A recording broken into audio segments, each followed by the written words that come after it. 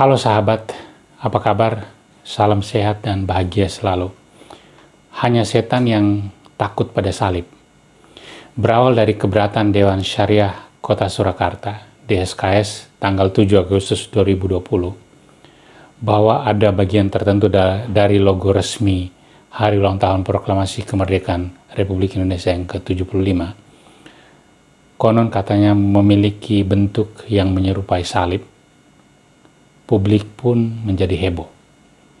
DSKS telah bertemu dengan pemerintah Kota Solo dan mereka meminta agar pemerintah pusat, dalam hal ini Kemensesnek, menarik logo tersebut dari peredaran atau setidaknya melakukan revisi atasnya.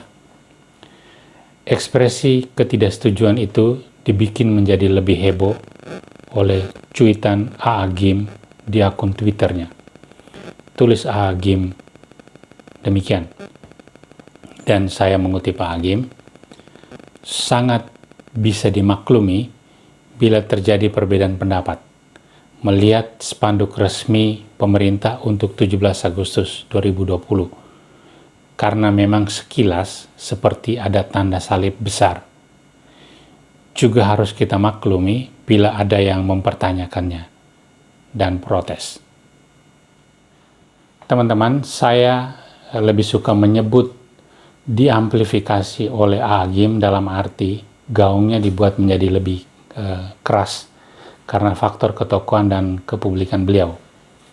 Kita tahu akun Twitter Agim diikuti oleh lebih dari 3 juta orang dan cuitan itu sudah dikomen dan dibagikan oleh ribuan orang. Tentu cuitan ini menimbulkan pro dan kontra.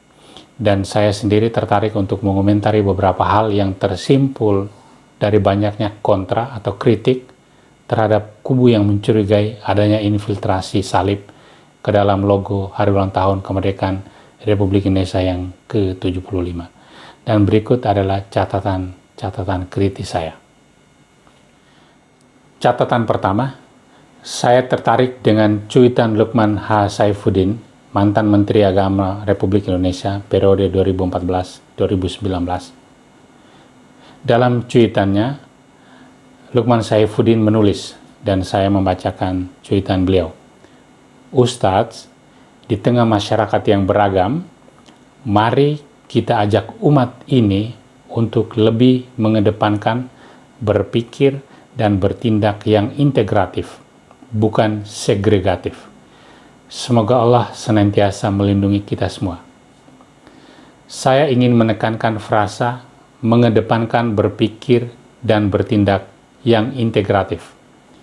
Sebagai peringatan kepada A.A. Gim, kata-kata Lukman Saifuddin ini dapat juga dibaca bahwa A.A. Gim tidak mengedepankan berpikir dan bertindak integratif.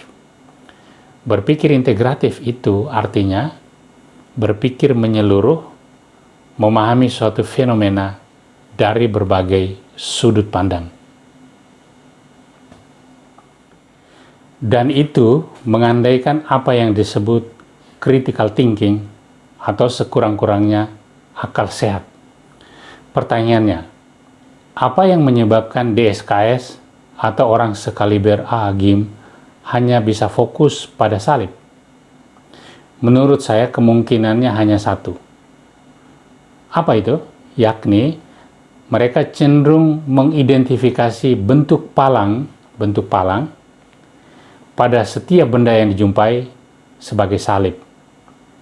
Dan kalau memiliki cara berpikir demikian, maka dampaknya bisa sangat dahsyat.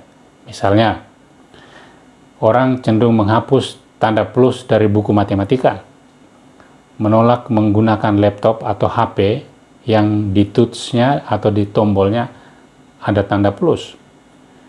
Tidak mau masuk ke rumah orang jika di daun pintunya ada tulang berbentuk tanda palang tadi atau salib. Atau tidak memainkan layang-layang karena layang-layang berbentuk salib, dan sebagainya. Catatan kedua, mari kita berpikir bodoh bahwa memang ada kesengajaan dalam menyisipkan tanda salib ke dalam logo Hari Ulang Tahun Kemerdekaan Republik Indonesia yang ke-75. Jika demikian, pertanyaannya, Untuk kepentingan apa? Orang Kristen tidak menarik keuntungan apa-apa dari sana.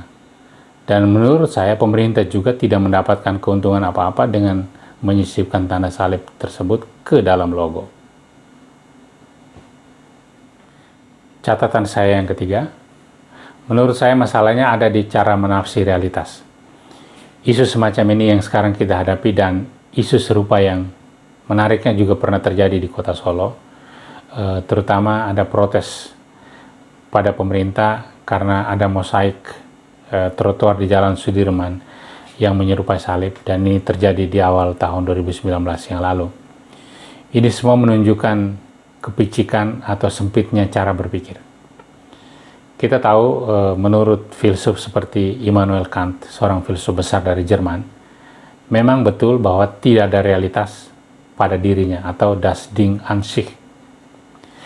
Demikian pula realitas yang hendak direpresentasikan oleh logo Hari Ulang Tahun Kemerdekaan Republik Indonesia yang ke-75. Karena itu memang dibutuhkan kategori-kategori atau cara berpikir tertentu untuk bisa memahaminya, termasuk memahami logo dan maknanya. Itulah kacamata yang kita gunakan supaya bisa memahami suatu realitas. Dan ini berlaku untuk pengenalan kita pada semua realitas yang ingin kita pahami. Tafsiran pemerintah atas logo Hari Ulang Tahun Kemerdekaan Republik Indonesia yang ke-75 pun merupakan suatu cara berpikir tertentu.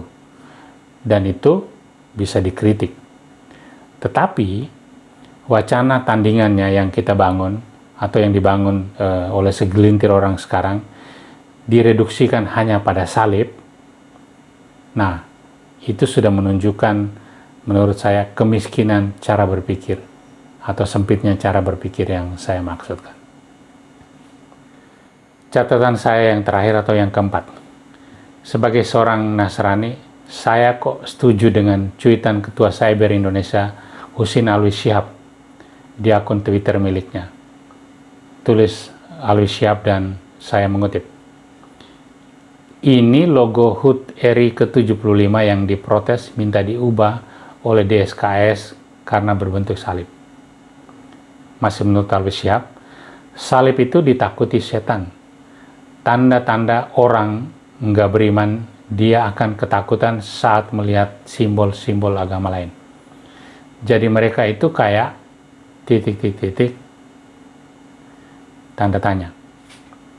Menurut spiritualitas Kristiani, salib ditinggikan supaya kuasa dosa dan kegelapan dapat dikalahkan. Setan-setan yang adalah penguasa kegelapan dan penyebab dosa, tentu mereka merasa takut karena salib akan mengakhiri kejayaan dan kekuasaan mereka.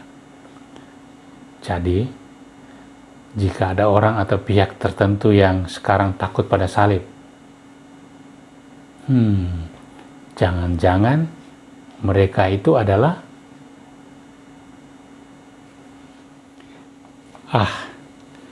aku nggak mau melanjutkan kalimatku, takut dianggap menghina. Oke saudara-saudaraku, salam waras dan mari tetap menjaga kewarasan demi kesehatan mental kita. Stay healthy and be happy.